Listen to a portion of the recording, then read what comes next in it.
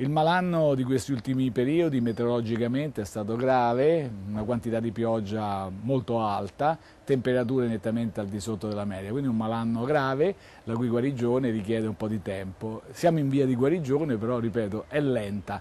Abbiamo già visto i segnali, temperature sono cresciute, il cielo in parte si è rasserenato. Però non siamo ancora guariti, quindi l'anticiclone è piuttosto arretrato, quindi permette delle incursioni di sistemi perturbati, anche se di rami di sistemi perturbati. Quindi questo segna il tempo per questo fine settimana.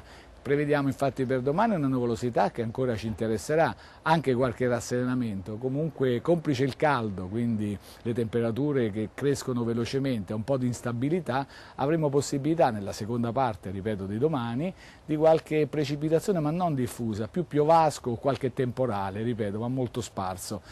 Poi la situazione migliora di nuovo e per domenica la stessa cosa, il cielo rimane in parte interessato da nubi e poi nel corso della giornata, ripeto, soprattutto nella seconda parte, per il caldo anche, lo dico ancora una volta, potremmo avere qualche fenomeno di instabilità, nulla di più.